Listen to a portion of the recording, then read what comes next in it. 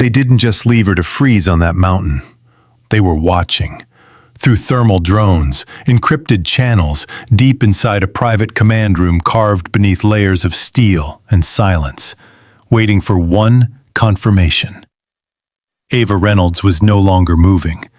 Her body lay half buried in snow on the edge of a collapsed ridge. Curled against her chest, a Belgian Malinois refused to leave her side. His breath came in slow, fading bursts, fogging the frozen air as the storm swallowed everything around them. One of the men leaned back in his chair and smirked. "Give it another 10 minutes," he said. "Nature always finishes the job." No one argued. They cut the live feed shortly after. They logged the mission as complete. Glasses were raised, files were sealed. The system moved on. They believed the mountain had claimed 2 lives. They believed the data hidden with her would never be found.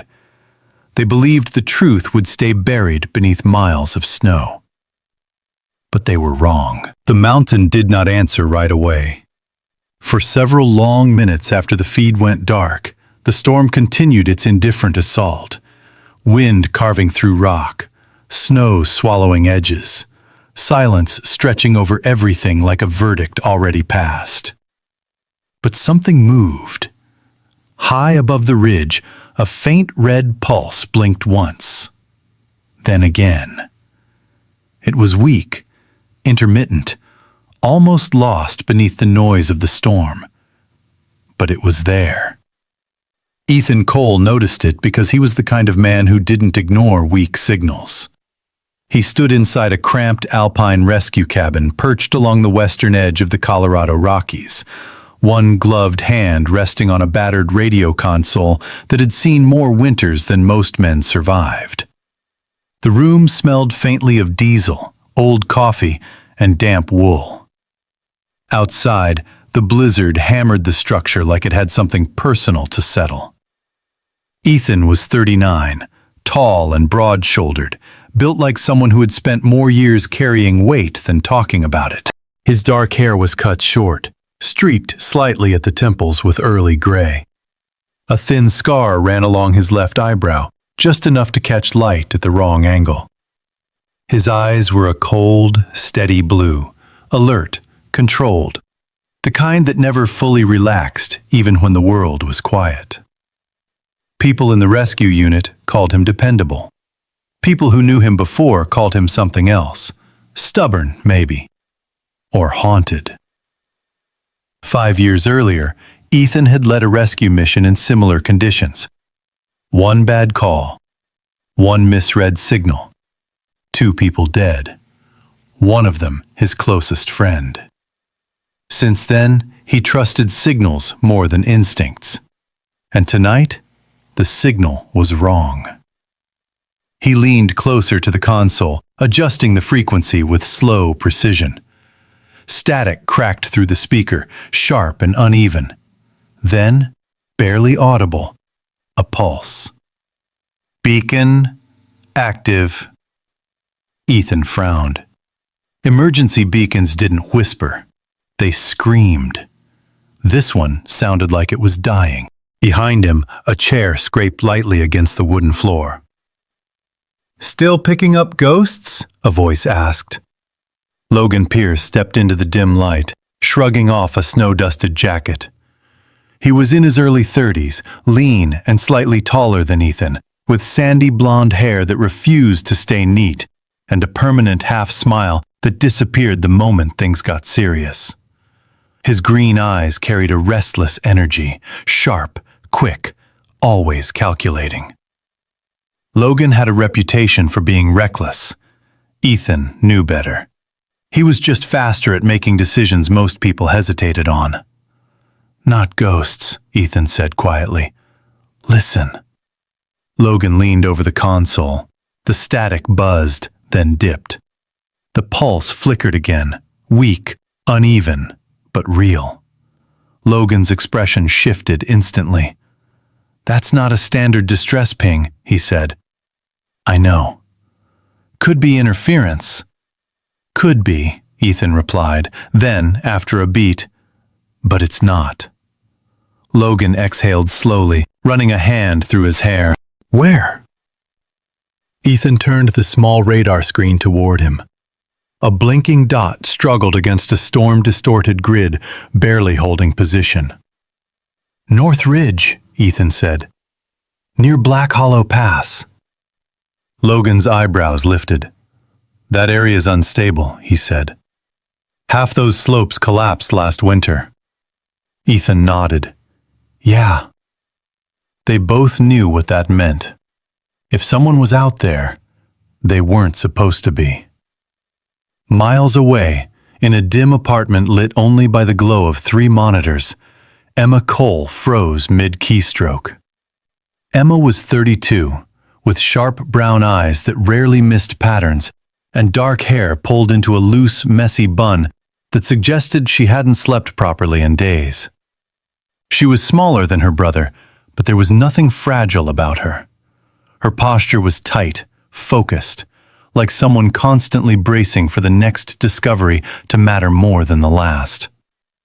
Unlike Ethan, Emma didn't run toward danger. She uncovered it. Her screen flickered with lines of encrypted data. Financial transfers routed through shell corporations, defense contracts layered beneath layers of legal abstraction. Names appeared and disappeared, most meaningless, some not. One name pulsed brighter than the rest. Halcyon Dynamics. A private defense contractor with government ties and a history too clean to be real.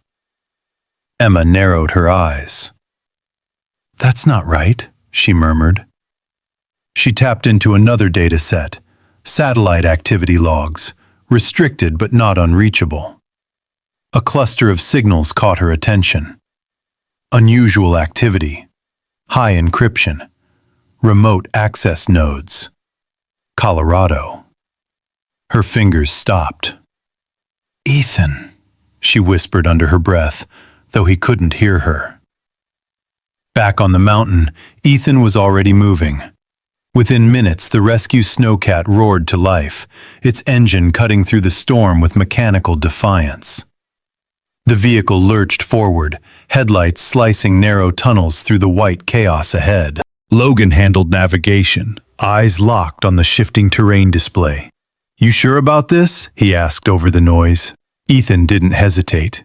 No. Logan smirked faintly. Good. Means it's probably real. The climb was brutal. Snow came sideways, thick and relentless. Wind shoved against the vehicle hard enough to rattle the frame. Visibility dropped to almost nothing more than shifting shades of gray and white. But the signal grew stronger. Not clearer, stronger, like something refusing to die quietly. They found the ridge almost by accident. One moment, it was just another wall of snow. The next, the ground dropped away. Logan slammed the brakes. Easy! The snowcat skidded, then stopped inches from a fractured slope that vanished into darkness below. Ethan killed the engine. Silence rushed in, broken only by the wind. There, he said. Logan followed his gaze. At first, there was nothing. Then, movement. A shape, half buried in snow, pressed against a jagged outcrop. And beside it, something darker. Watching. Ethan stepped out into the storm. The cold hit like a physical force, clawing through layers of gear, stealing breath, numbing thought. He moved carefully, each step deliberate, boots crunching through packed ice. The shape became clearer. A woman, late 30s maybe. Dark hair frozen against her face, skin pale, almost gray beneath the frost. Her body was twisted slightly, one arm pinned beneath her, the other wrapped tightly around something. Ethan knelt. Hey, he said, voice firm but low. Stay with me. No response. He reached for her pulse and stopped. A growl cut through the wind. Low, controlled. Not fear. Warning. Ethan looked up. The dog stood between him and the woman, Belgian Malinois, Large, black and tan coat stiff with ice. One ear upright, the other nicked slightly at the edge. Muscles tense despite visible exhaustion. Its stance was perfect, balanced, deliberate, trained. Its eyes locked onto Ethan. Not wild, not confused. Evaluating, like it was deciding whether he was worth trusting or worth stopping. Logan approached from behind, slower. "Easy," he said. The dog didn't move. Ethan raised one hand slightly, palm open. "I'm not here to take anything," he said quietly. The dog's gaze didn't soften, but it didn't attack either.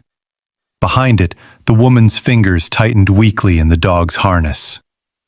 Ethan noticed it then. The harness wasn't standard. Too reinforced, too precise, and beneath the left strap, a faint, unnatural shape. Not gear, not survival equipment. Something else. Logan saw it too. "Ethan," he said carefully, "I know." The wind howled louder, as if the mountain itself objected to what they were about to do. Somewhere far away, unseen and silent, a system recalculated. A signal that was supposed to die was still alive. The wind did not ease. If anything, it grew sharper, slicing across the ridge with a sound that felt less like weather and more like a warning. Ethan held his position, one knee pressed into the snow, one hand still raised, palm open toward the Belgian Malinois standing between him and the unconscious woman. The dog did not blink. Up close, Ethan could see the details that mattered. The animal was male, likely 6 or 7 years old, built lean but powerful, ribs faintly visible beneath a coat stiff with ice. His left ear stood rigid, while the right carried a small notch at the tip, the kind that came from real work, not accidents. A faded scar traced along his shoulder beneath the harness. Not a pet, not even a standard canine. This dog had history. "Easy," Ethan said again, voice low, controlled, not pushing. The dog's lips lifted just enough to show teeth, not a snarl, not panic. Precision. Logan stopped 2 steps behind Ethan, reading the posture. "That's not fear," Logan murmured. "That's protocol." Ethan nodded once, eyes never leaving the dog. "Yeah." He shifted his weight slightly, testing the reaction. The dog responded instantly, stepping forward half a pace, blocking any line toward the woman. The message was clear. No closer. Ethan exhaled slowly. He had seen this before, not here, not in the mountains, but years ago, in a different kind of chaos. 5 years earlier, smoke instead of snow, sirens instead of wind, a collapsed structure, a man pinned under debris shouting for help. And another man, clean uniform, steady voice, telling Ethan the area was secure. It wasn't. Ethan had trusted him. 2 minutes later, the floor gave way. His partner, Daniel Reeves, had been right behind him. Daniel had been 34, tall, broad, with a loud laugh that filled rooms too small for it. The kind of man who trusted quickly, worked harder than anyone, and believed that if someone said, "You're good," they meant it. He had followed Ethan without hesitation. He didn't come back out. Ethan blinked once, pulling himself back to the present. Trust was a decision. And right now, the dog wasn't offering it. "He's guarding her," Logan said quietly. "No," Ethan replied. "He's guarding something else." Logan's eyes flicked toward the harness. "You saw it too." "Yeah." The wind shifted, blasting snow across the ridge in a sudden white surge. For a moment, visibility dropped to nothing. When it cleared, the dog hadn't moved. Neither had Ethan. It became a standoff. Not aggressive, not escalating, but locked. Ethan adjusted his tone, softer now. "Listen," he said, more to the dog than anyone else. "She's dying out here." The dog's ears twitched. Not much, just enough. It understood tone. Not words, maybe, but intent. Ethan lowered his hand slightly, then slowly reached toward his pack instead of the woman. The dog tensed, but didn't advance. Good. Ethan pulled out a thermal blanket, shaking it open with deliberate slowness. No sudden moves. No deception. "See?" he said. "Not taking her. Helping." The dog's gaze tracked every motion. Logan crouched lower behind Ethan, careful not to flank. "If he's military trained," Logan whispered, "he's looking for patterns." "Yeah," Ethan said, "so we given the right ones." He placed the blanket on the snow, a foot short of the woman. Then he stopped, waited. The dog looked at the blanket, then back at Ethan. Seconds stretched.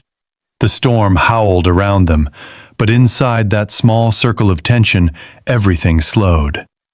Finally, the dog shifted, just slightly. Not stepping away, but not blocking the blanket either. Ethan took that as permission. He moved forward, inches at a time, slow enough that each motion could be read, understood, judged. When he reached the woman, the dog lowered its head, watching from inches away. Ethan checked her pulse, faint, irregular, but there.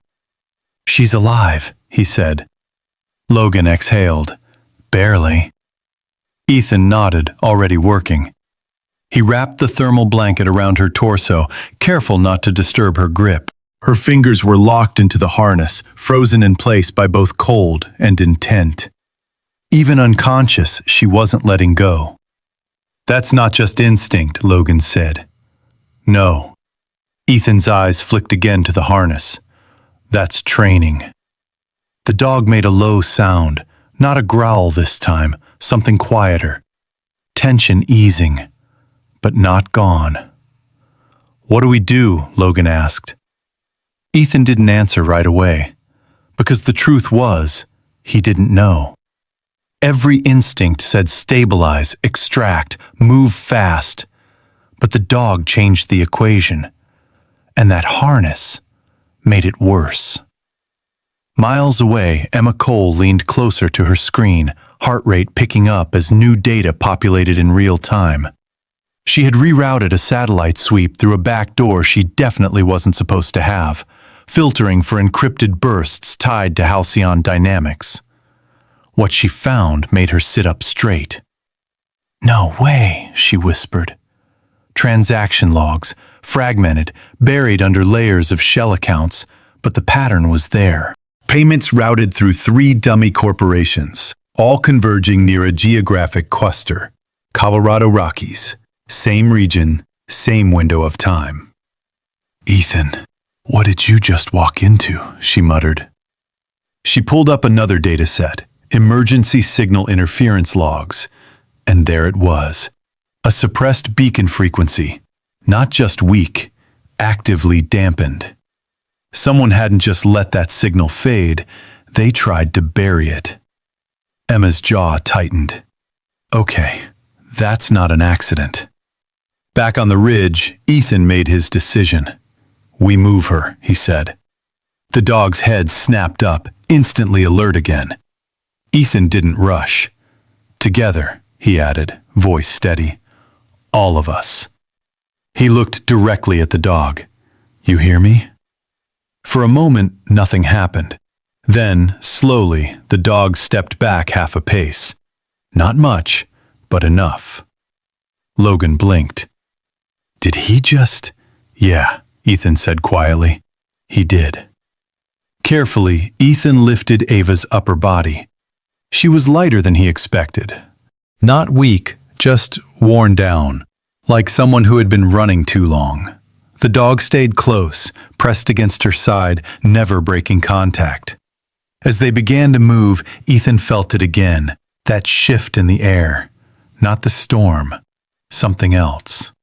Somewhere far beyond the mountains, behind layers of glass and steel, a screen flickered back to life. A signal that should have disappeared had changed, and someone noticed.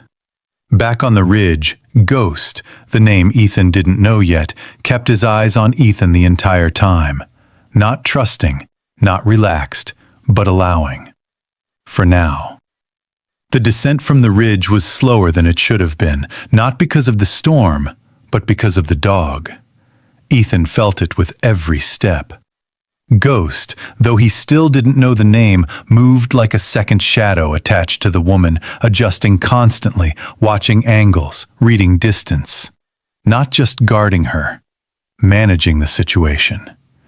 It was subtle, but unmistakable, and it confirmed what Ethan already suspected. This wasn't just protection. This was assignment. Ava Reynolds stirred for the first time as they reached the snowcat. It wasn't a full movement, just a weak tightening of her fingers against the harness, followed by a shallow breath that caught halfway through her chest. Her face twitched, eyelids fluttering against frost-lined lashes. Ethan lowered her carefully into the back compartment, insulating her with blankets while Logan secured the interior. The dog jumped in immediately after, positioning himself along her side with precise intention. Ethan noticed again how the animal avoided placing weight on one specific section of the harness. Not injury, protection. That was when Ethan leaned closer and finally saw it clearly. Beneath the left strap of the tactical harness, stitched into reinforced webbing, was a compact, rectangular bulge, sealed tight, barely visible unless you knew where to look. It wasn't standard equipment. It wasn't emergency gear. It was too clean. Too deliberate. Too important. "Logan," Ethan said quietly. Logan leaned in, brushing snow from his gloves. "Yeah, I see it." "That's not a beacon." "No." Logan's expression darkened. "That's something someone doesn't want found." The dog's head lifted instantly at their tone. Not aggressive, but alert. Watching. Ethan raised his hands slightly, signaling no movement. "Relax," he said, though he wasn't sure who he was saying it to. Ava's eyes snapped open. Not slowly, not confused, instantly aware. Her gaze locked onto Ethan with a sharpness that didn't match her physical condition. She was in her mid-30s, maybe 36 or 37, with a lean build worn down by exposure, but not weakness. Her dark brown hair was matted with ice, strands clinging to her face. Her eyes, gray with a hint of green, cut through the dim light with cold clarity. This was not someone who woke up disoriented. This was someone trained to wake up ready. Her hand tightened on the harness. "Don't," she said, voice barely above a whisper, but firm. Ethan froze. "Don't what?" he asked calmly. Her eyes flicked once to the harness, then back to him. "Don't touch it." Logan glanced at Ethan. Ethan didn't look away from her. "We weren't planning to," he said. It wasn't entirely true, but it was enough. Ava studied him for a second longer, measuring something unseen. Then her gaze shifted to the dog. "Stay," she whispered. The dog, Ghost, didn't move, but the tension in his body lowered by a fraction. That was all the confirmation Ethan needed. Military-grade obedience. Not just trained, conditioned. Ava's eyes closed again, but not fully. Half-conscious now, hovering between control and collapse. "If you open it wrong," she murmured, voice fading, "they'll know." Ethan's jaw tightened. Who will know? No answer. She was gone again. The snowcat engine roared back to life as Logan pushed them off the ridge, descending toward safer ground. But inside Ethan's mind, everything had shifted. This wasn't just a rescue anymore. Somewhere else, in a dim apartment filled with the glow of code and sleepless focus, Emma Cole was already ahead of that realization. "Okay, that's definitely not normal," she said under her breath. She leaned closer to the screen, pulling data from 3 separate encrypted streams at once. That was when the call came in. "You're digging too deep again," a voice said. Emma didn't look up. "Nice to hear from you too, Ryan." Ryan Park was 28, Korean-American, thin, pale from too many nights behind screens and not enough sunlight. His black hair fell messily over his forehead, and his glasses sat crooked on his face like he never noticed they were there. He wore a hoodie that had seen better days and spoke with the casual tone of someone who had long ago stopped being impressed by dangerous information. But Ryan wasn't careless. He was precise. That's what made him dangerous. "You ping 3 restricted satellites in under 2 minutes, Ryan said. "That's not curiosity. That's a red flag." Emma smirked faintly. "Then stop watching me." "Not happening." He paused. Then his tone shifted slightly. "You seeing this?" Emma's fingers stopped. "Seeing what?" "Encrypted burst traffic, high level, not commercial, not military standard either." Emma pulled the feed into her display, and there it was. A signal layered beneath the storm interference, hidden, masked, but active, and recent. "That's not rescue traffic," she said quietly. "No," Ryan replied. "That's surveillance." Emma's stomach tightened. "Location?" Ryan hesitated. "Same grid you're tracking." Emma leaned back slowly.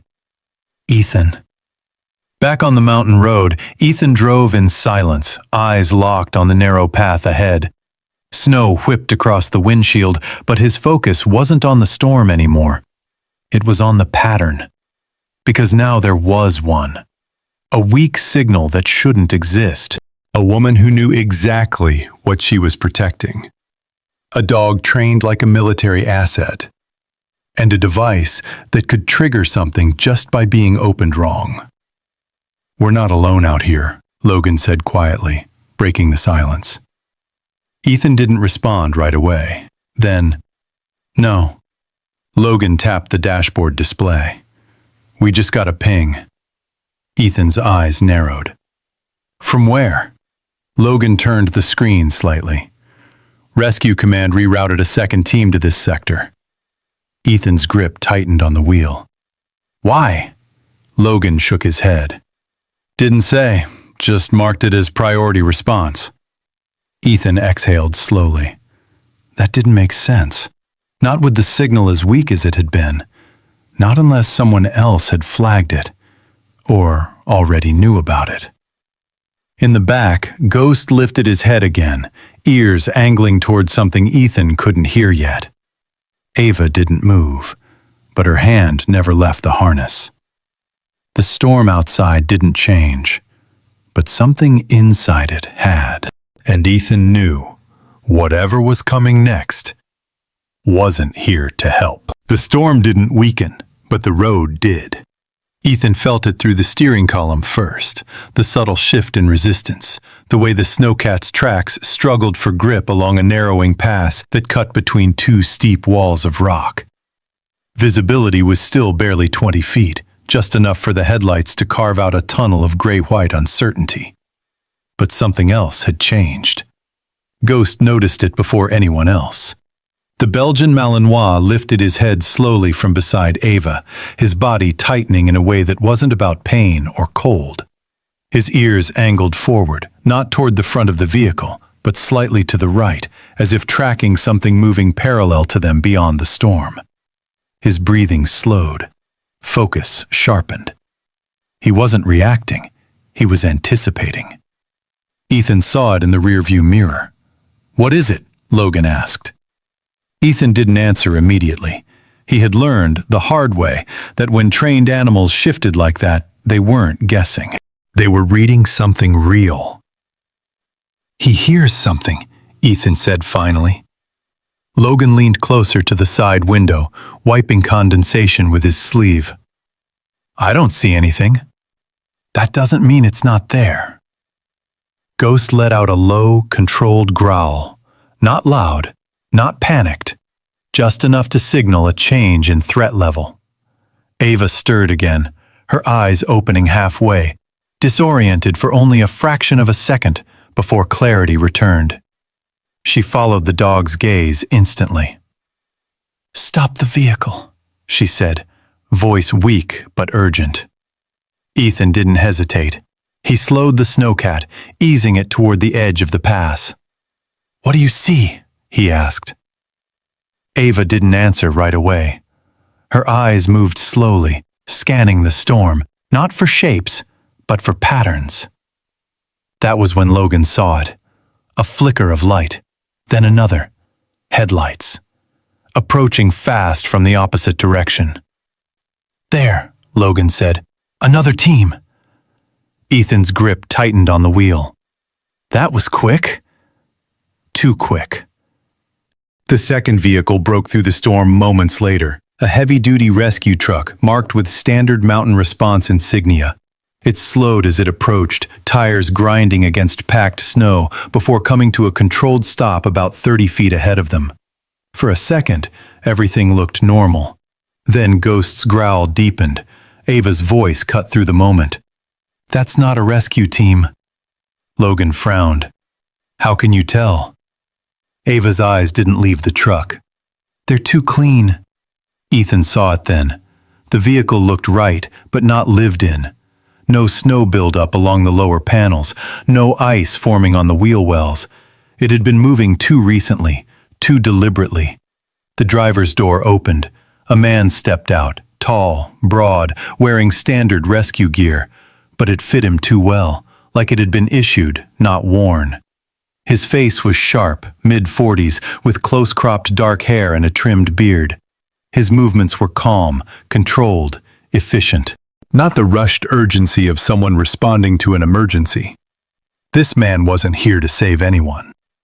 "Evening," he called out over the wind, voice steady. "We picked up your signal. Thought you might need backup." Ethan stepped out of the snowcat slowly, keeping his posture neutral. "Appreciate it," he said. "We've got it under control." The man smiled slightly. It didn't reach his eyes. "Doesn't look like it." Two more figures stepped out from the passenger side. One was a woman in her early 30s, tall and lean, blonde hair pulled tight under a cap, eyes sharp and scanning everything at once. The other was younger, maybe mid-20s, shorter, stockier build, carrying himself with nervous precision. They spread out subtly, not aggressively, but with intent. Positioning. Ethan felt the shift immediately. Logan stepped out behind him, quiet, alert. "You mind if we take a look?" the man asked. His tone was polite, his stance was not. Ethan shook his head once. "Yeah, I do." The air changed. Not louder, not faster, just tighter. The man's smile faded slightly. "That's going to be a problem." Inside the snowcat, Ghost moved, not toward the door, toward Ava, placing himself between her and the outside world again. Ava pushed herself up slightly despite the pain.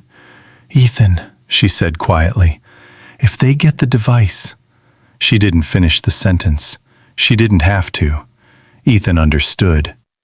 Out here, there were no witnesses, no oversight, just snow, wind, and whoever controlled the story afterward.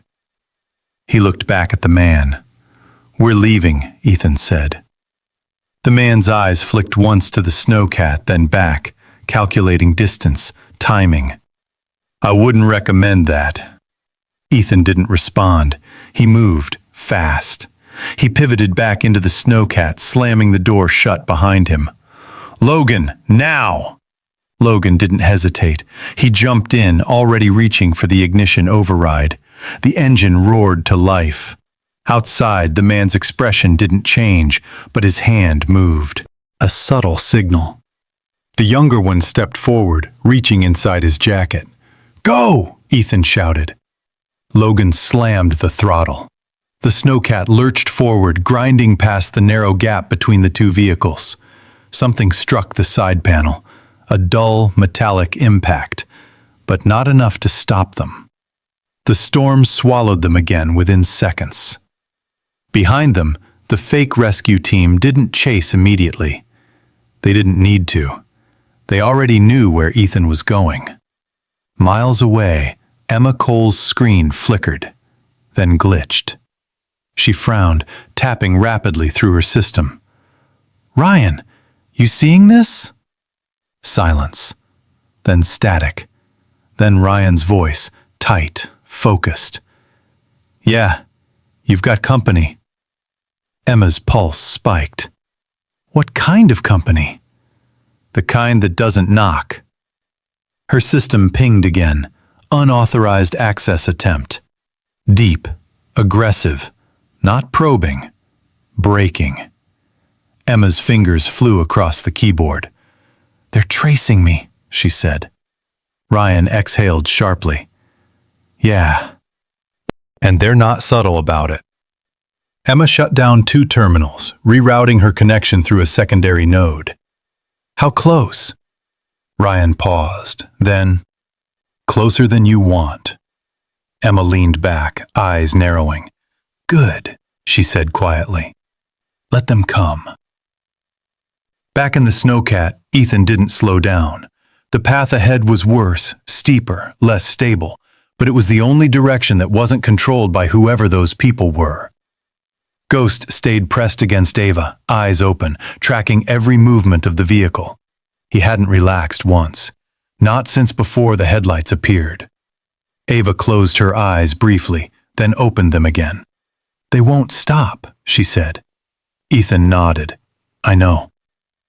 The storm roared louder, swallowing their tracks almost as fast as they made them. But Ethan understood something now. This was never just a rescue. It was an extraction, and they had just refused to hand over what mattered most. The snowcat didn't slow until the terrain forced it to. Ethan finally cut the engine behind a natural rock wall that broke the wind just enough to make the air breathable. The storm still raged above them, but here, in the narrow shadow of the mountain's spine, the noise dropped from a roar to a constant, grinding howl. It was the closest thing to cover they were going to get. Logan killed the headlights immediately, plunging them into a dim, gray-blue twilight filtered through ice and snow. For a moment, no one spoke. Then Ava inhaled sharply, like her body had been waiting for permission to feel pain again. She pushed herself up against the interior wall, one hand gripping the side panel, the other still locked on Ghost's harness. Her movements were slow but deliberate, controlled. Ethan watched her closely. She wasn't just recovering, she was stabilizing. There was a difference. "We've got maybe 10 minutes, Ethan said, voice low. "If they track us, they'll sweep this sector next." Ava nodded once. No panic, no wasted motion. "Then we talk now," she said. Logan glanced between them. "Yeah, I think that's overdue." Ava shifted slightly, wincing as she adjusted her position. Up close, Ethan could see more than just exhaustion now. There were old injuries beneath the surface, faint scarring along her collarbone, a stiffness in her right shoulder that didn't come from cold. Her body told a story she hadn't said yet. Ghost remained pressed against her side, eyes alert but no longer fixed on Ethan. He had accepted him, for now. Ava's gaze lifted to Ethan. "You think I'm the problem," she said. Ethan didn't answer immediately. That was answer enough. Ava gave a faint, humorless smile. "Good. That means you're paying attention." She drew in a breath. "My name is Ava Reynolds. I was a senior data analyst for a program that doesn't officially exist." Logan muttered under his breath. "Of course you were." Ava ignored him. "We called it Project Aegis. Ethan's eyes narrowed slightly. The name meant nothing, and everything.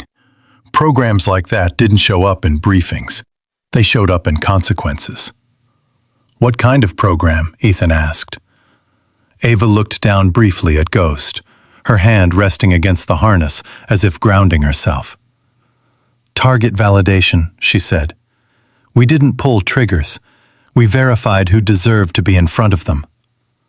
The words landed hard. Logan shifted his weight.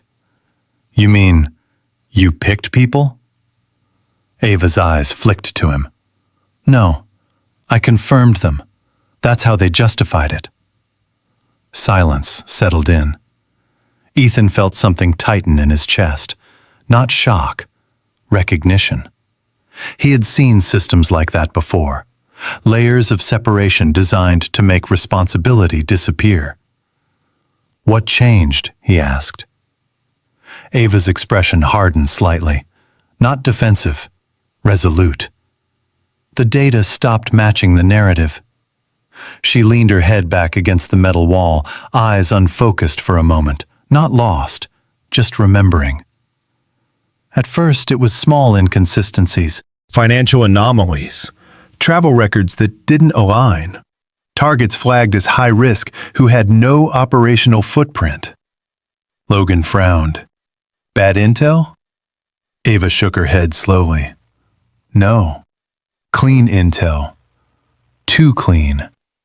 She looked back at Ethan. They weren't mistakes. They were edits. The word hung there. Ethan felt the weight of it immediately.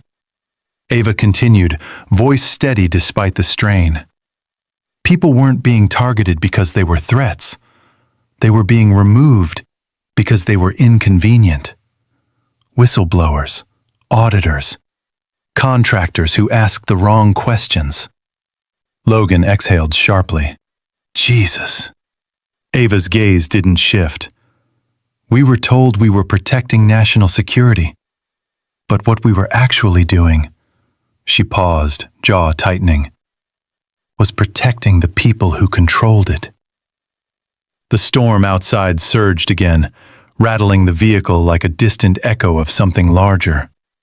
Ethan looked down at his hands for a moment, then back at her. "And the device?" Ava's fingers tightened slightly on the harness. "Proof," she said. "Not just records, patterns, authorization chains. Enough to show it wasn't isolated." Ethan's mind moved quickly now, connecting pieces. The fake rescue team, the suppressed signal, the urgency. "You took it," he said. Ava met his eyes. "I survived long enough to keep it." Logan leaned back against the opposite wall, running a hand over his face. "So what? We're sitting on evidence that can take down a black ops program?" Ava didn't answer that directly. Instead, she said, "We're sitting on something people are willing to kill for." That answered it. Ethan turned slightly, looking out through the frosted windshield. The storm hid everything, but it also trapped them. "You realize what this means," he said quietly. Ava didn't look away. "Yeah." "If I call this in," Ethan continued, "if I hand you over to command, this becomes their problem." Ava's expression didn't change, but something behind her eyes did. Not fear, expectation. "And if you don't?" Ethan didn't answer right away, because that was the question that mattered. Behind him, Ghost shifted slightly, placing his head against Ava's leg. Protective, present, not neutral. Ethan looked at the dog, then back at Ava. "Then it becomes mine." The silence that followed was heavier than anything the storm could create. Miles away, Emma Cole stared at her screen, pulse racing as the final layer of encryption broke apart under Ryan's algorithm. "There," Ryan said, voice tight with focus. "That's your link." Emma leaned forward, eyes scanning the data as it resolved into something readable. Names, transfers, authorization codes, and one name, highlighted, repeated, unavoidable. "No," she whispered. Ryan didn't speak this time. He didn't need to. Emma's eyes locked onto the screen. Senator William Kessler, late 50s, public figure, Defense Committee oversight. A man known for clean speeches and stronger alliances. She pulled up his profile automatically. Decorated career, no scandals, deeply embedded in defense funding networks. Untouchable. Until now. "He's not just connected," Emma said slowly. "He's at the top of the chain." Ryan let out a quiet breath. "Then you're not chasing a story anymore." Emma didn't blink. "No." Her fingers moved again, pulling more data, building the structure around the name. "I'm sitting on a war." Back in the snowcat, Ethan finally made his decision. He turned back toward Ava, his expression set. Not emotional, not impulsive. Deliberate. "I'm not handing you over," he said. Logan looked at him sharply. "Ethan." "Not yet," Ethan added. Logan studied him for a second, then nodded once. He understood what that meant. Risk. Consequences. No clear way back. Ava didn't smile. She didn't thank him. She just nodded once, like she had expected nothing less, or nothing more. Ghost relaxed slightly at her side. Not fully, never fully, but enough. Outside, the storm continued to bury the mountain in white silence. But inside the snowcat, something had shifted. This wasn't just survival anymore. It was a choice. And Ethan had just made it. The storm didn't let up, but the terrain finally did. Ethan pushed the snowcat off the main ridgeline and down into a narrow basin where the wind broke unevenly against a cluster of abandoned structures half buried in snow. The old ranger station sat at the center, wooden, weather-beaten, its windows dark and iced over, a skeletal antenna leaning at an angle as if it had given up years ago. It wasn't safe, but it was better than open ground. "That's our stop," Ethan said. Logan gave a short nod, already scanning the perimeter. "Place looks dead." "Yeah," Ethan replied. "That's why we're using it." They didn't linger. Within seconds, they had Ava out of the snowcat, Ghost moving in tight formation beside her, never more than a step away. The cold hit harder here, heavier somehow, like the basin trapped it instead of letting it pass. Ethan forced the station door open with a shoulder, wood groaning under the pressure before finally giving way. Inside, the air was stale, frozen, untouched. Dust layered everything in a fine gray film, broken only by footprints from long ago. Logan swept the room quickly. "Clear." Ethan moved Ava to a corner near the interior wall, away from windows, lowering her carefully onto an old bench. Ghost stayed pressed against her leg, eyes tracking every movement in the room. Ava's breathing was steadier now, but her face had gone pale again, fatigue catching up with her. "This won't hold them long," she said quietly. Ethan didn't disagree. "It doesn't have to." He moved toward the back room, checking for alternate exits. There was one, a narrow maintenance door, half frozen shut, leading toward the tree line behind the station. Not good, not terrible, just an option. Logan returned from the far side, expression tight. "Tracks won't last long out there. Storm's covering everything." "Good," Ethan said. "Buys us time." Logan didn't respond, because they both knew time wasn't the problem. It was direction, and right now, they didn't have one. Miles away, Emma Cole finally broke through the last layer of interference. "Got you," she whispered. Her screen pulsed with a stabilized signal. Ethan's location, triangulated through a combination of emergency beacon fragments and residual tracking data Ryan had stitched together manually. Ryan Park leaned closer to his own monitor, eyes sharp behind his crooked glasses. "That's not a signal," he said. "That's a shadow of one." Emma nodded. "It's enough." She pulled up the map, zooming in. The location resolved into a remote section of the Rockies, isolated, off-grid, exactly where someone would disappear if they wanted to, or be erased. Ryan tapped a key, bringing up a second feed. "You've got movement," he said. Emma's stomach tightened. "How many?" Ryan's fingers moved faster. "Multiple heat signatures, approaching from 3 vectors." Emma's jaw clenched. "That's not search and rescue." "No," Ryan said. "That's containment." Emma didn't hesitate. She opened a secure channel she hadn't used in years. It took 3 seconds to connect. Then a voice answered, low, steady, familiar. "You don't call unless it's bad." Emma exhaled. "It's worse than bad, Marcus." Marcus Hale didn't ask for details yet. That was his way. He was in his early 40s, broad-shouldered, with a calm presence that came from years of military service and decisions that didn't leave room for hesitation. His hair was cropped short, dark with streaks of gray, his face lined not by age, but by experience. He spoke like a man who had learned to measure words carefully, because they carried weight. "Where?" he asked. Emma sent the coordinates. "My brother's there."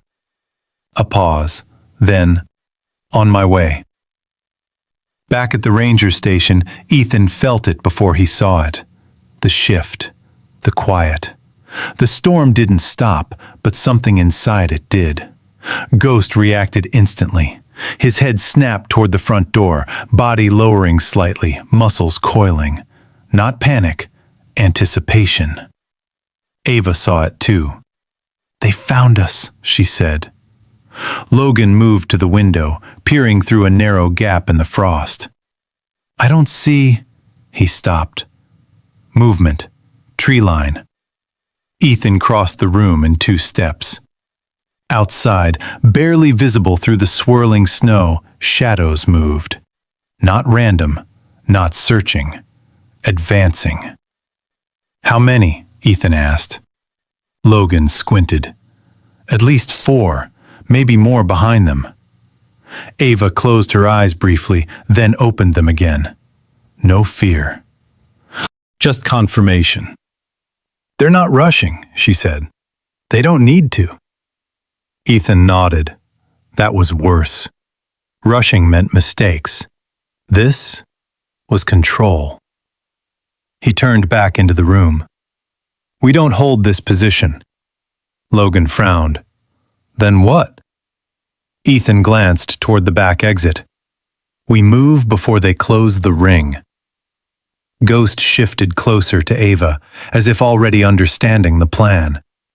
But before Ethan could act, a voice cut through the storm, amplified, calm, deliberate. "Ethan Cole." It came from outside, from somewhere unseen. Logan's eyes widened slightly. "They know your name." Ethan didn't react outwardly, but inside, something tightened. That wasn't guesswork. That was intel. The voice continued. "You're surrounded. Step outside, and this ends clean." Ava let out a faint breath. "They always say that."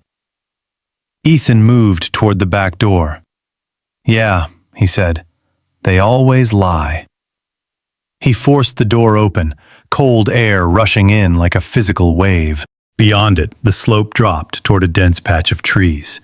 Limited visibility, limited cover, but it was movement, and movement meant survival. "Logan, take point," Ethan said. Logan nodded, already moving. "Got it." Ethan turned to Ava. "Can you walk?" Ava pushed herself up, using Ghost for balance. "I don't need to run," she said. "I just need to not fall." "That works." Outside, the storm swallowed sound again, but not completely. Somewhere to their left, snow shifted under weight. To the right, a faint crunch, the perimeter tightening. They moved anyway, because staying meant ending, and ending wasn't an option. Miles away, Emma watched the signals converge, her fingers frozen above the keyboard. "They're closing in," she whispered. Ryan didn't look up. "Yeah."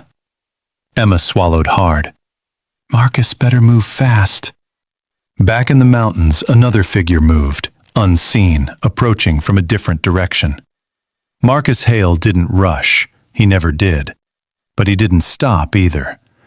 Because some calls, you answered, no matter what waited on the other side.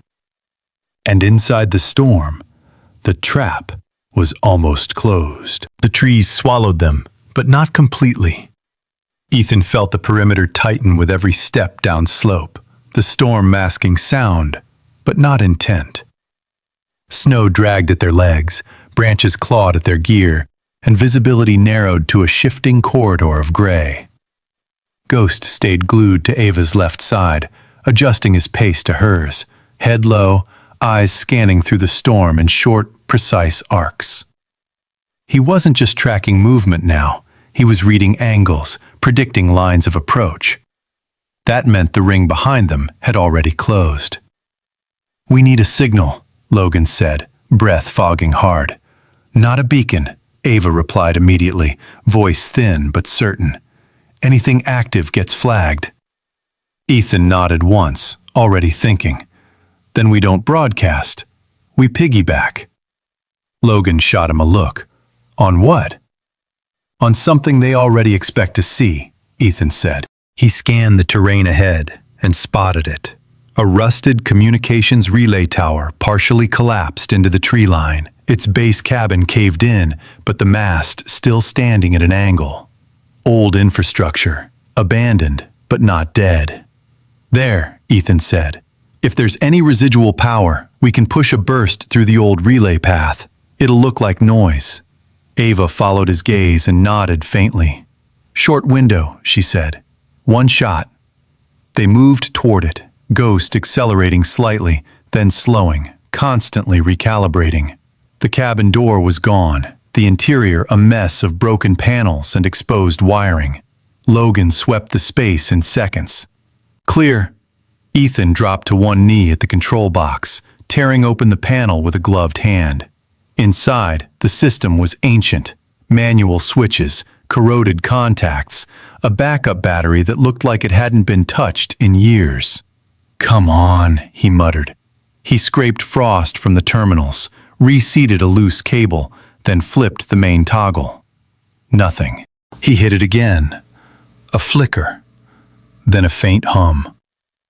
"We've got life," Logan said. Ava sank against the wall, pulling the harness toward her.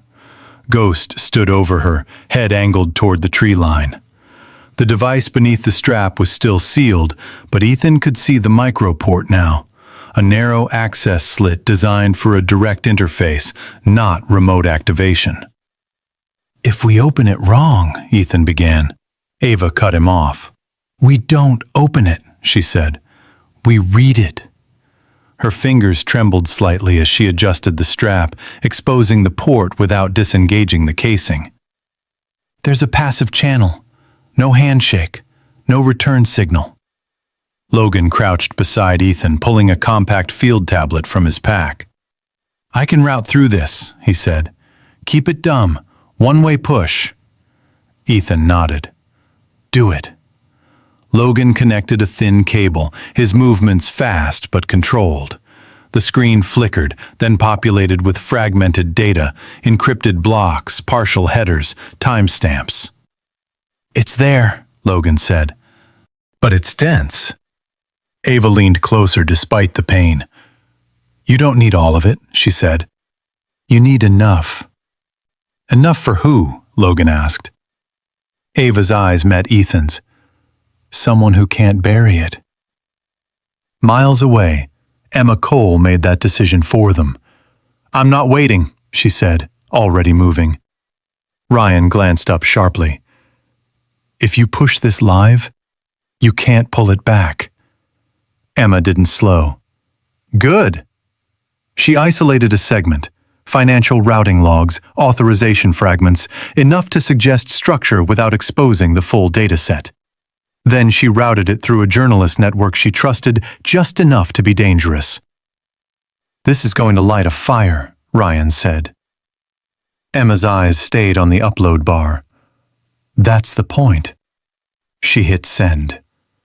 Across multiple servers, the data began to propagate, quietly at first, then faster, picked up by automated scrapers, flagged by analysts, noticed by people who knew what to look for. Pressure, not proof. But pressure was how you made proof matter. Back in the cabin, Logan's tablet beeped softly. "I've got an outbound path," he said, "but it's narrow." Ethan glanced toward the trees. Shadows moved. Closer now. "Send it," he said. Logan initiated the transfer. The progress bar crawled, slow, uneven, but moving. "We need time," Logan said. Ava didn't answer. She didn't have to. They all knew it. Outside, a voice carried faintly through the storm, closer than before. "You're running out of options." Not the same man as before. This voice was younger, sharper, less patient. It belonged to someone who hadn't learned to hide intent behind calm. He stepped into view at the edge of the clearing, mid-20s, compact build, dark hair slicked back under a cap, eyes darting with controlled tension. His name was Tyler Vance. He wasn't the leader. He was the kind of operator who followed orders well, but questioned them just enough to notice when something didn't add up. He raised his weapon, but didn't fire. Not yet. Behind him, another figure moved into position, taller, older, face unreadable. The same man from the road, the one who smiled without warmth. He didn't speak this time. He just watched. Inside the cabin, Ghost's posture changed again, lower, tighter, ready. Ava felt it. "They're close," she said. Logan didn't look up. 40%. Ethan moved to the doorway, taking a position just inside the frame. "We hold," he said. Logan exhaled. "We hold." Outside, Tyler's grip tightened slightly on his weapon. He glanced back at the older man. "We can end this," he said. The older man didn't respond immediately. His eyes were on the cabin, calculating. Then, quietly, "Not yet." Tyler hesitated.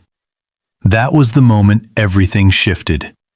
Because hesitation meant doubt, and doubt meant fracture. Tyler looked back at the cabin, at the storm, at the broken structure, at the people inside who were clearly not what he had been told. "What are they carrying?" he asked. The older man's expression didn't change. "Something that doesn't belong to them." Tyler's jaw tightened. "Or something that doesn't belong to us." Silence. The older man's gaze flicked to him, sharp now. Warning. But it was too late.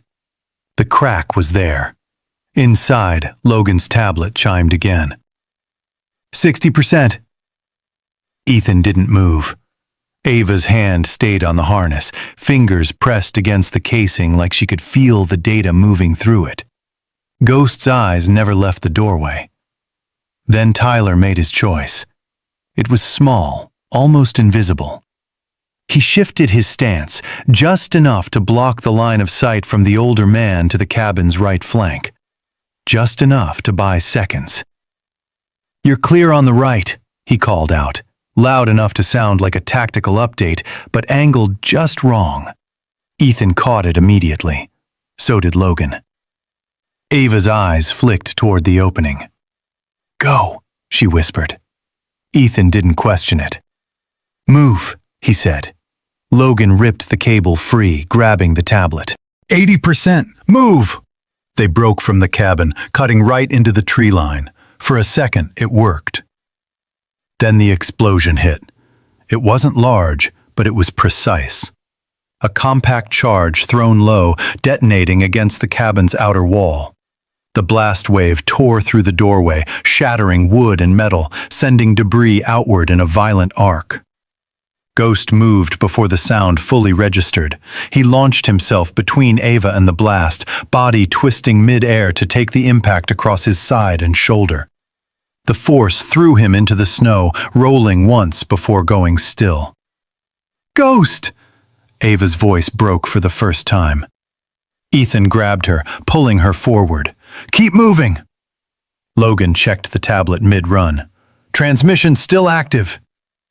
Blood darkened Ghost's fur, but he pushed himself up anyway, one leg faltering but not failing. He limped forward, back to Ava's side, as if nothing had changed, as if stopping wasn't an option. Behind them, Tyler didn't fire. He watched.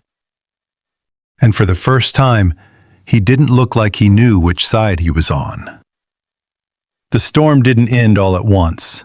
It loosened its grip slowly, like something reluctant to release what it had nearly taken.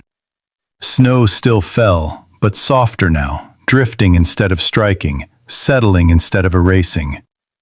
By the time the first real light broke through the clouds, the mountains looked different, not safer, not gentle, but quieter.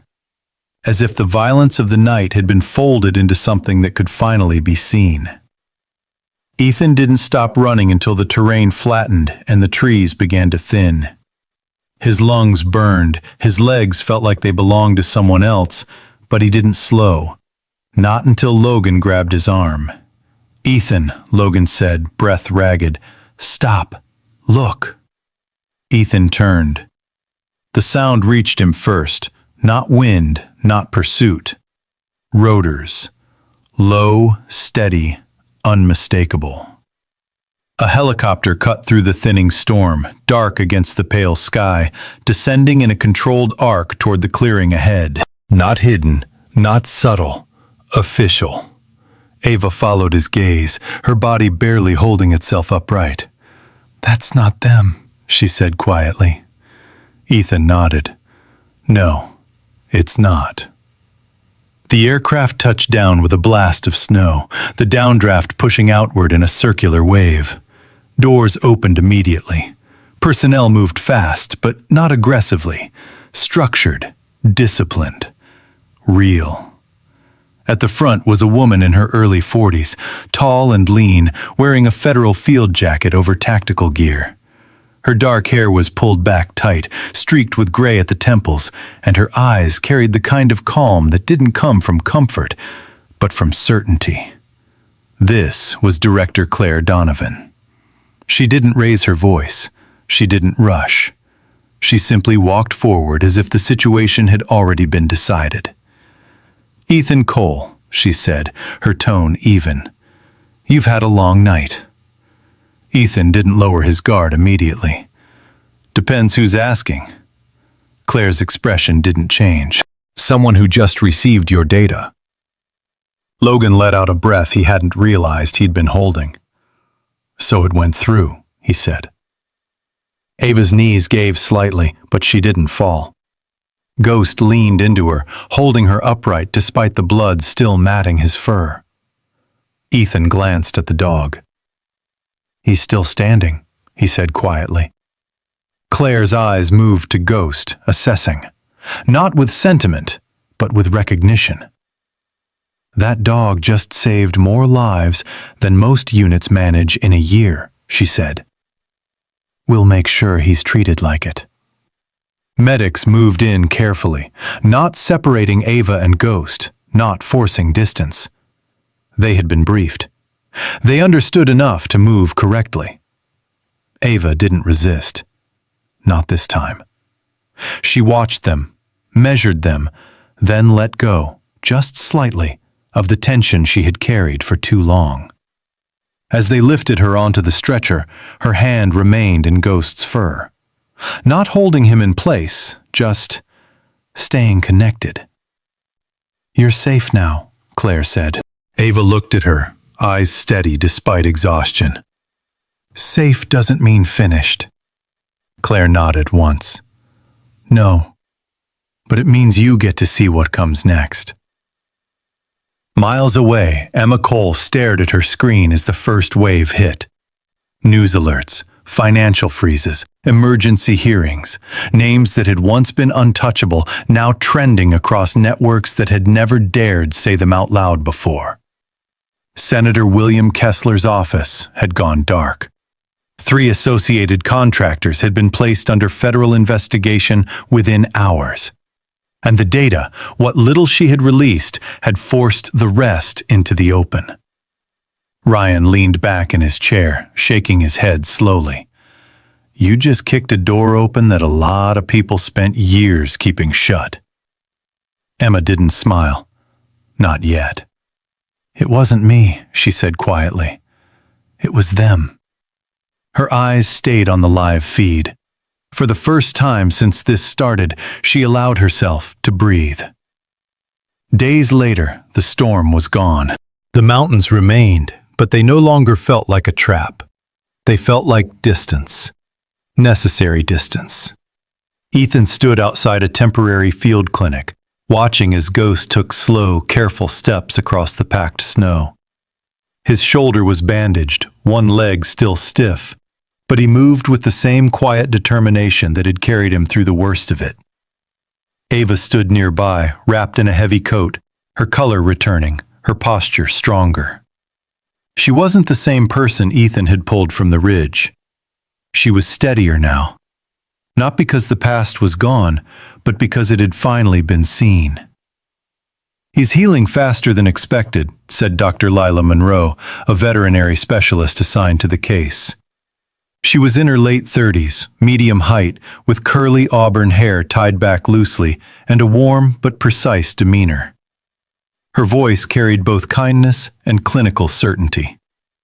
"Strong heart, strong instincts." Ethan nodded. "Yeah, that sounds right."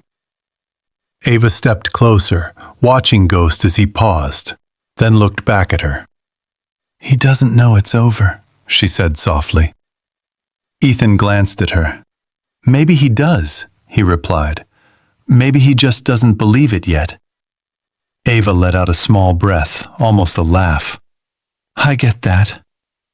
Silence settled between them. Not uncomfortable, not forced. Just new. "You didn't have to do what you did," Ava said after a moment. Ethan shrugged slightly. "Yeah, I did." She studied him. "Why?" Ethan looked out toward the mountains. "Because I've made the other choice before," he said. "And I don't like how that one ends." Ava didn't push further. She didn't need to. Some answers didn't need explanation. Weeks later, the world had shifted. Investigations expanded. Contracts dissolved. People who had once operated in shadows found themselves under light that didn't fade. Emma Cole's name appeared in headlines, not as a suspect, not as a source, but as the journalist who broke the first crack. She didn't chase the attention. She used it. Ryan remained exactly where he had always been, behind screens, behind systems, quietly making sure the truth didn't disappear again. Marcus Hale returned to his unit without comment, his involvement never officially acknowledged. Just another shadow in a system that sometimes needed them. And Ethan? Ethan stood in front of a small building at the edge of the mountains, a new sign hanging above the door. Cole Rescue Operations. It wasn't large, it wasn't official, but it was his. Ava stood beside him, hands in her coat pockets, watching the same horizon. "You're really doing this," she said. Ethan nodded. "Yeah." She tilted her head slightly. "Room for one more?" Ethan looked at her, then at Ghost, who stood between them. No harness now, no hidden weight, just a dog with a scarred past and a steady presence. "Yeah," Ethan said. "I think we can make that work."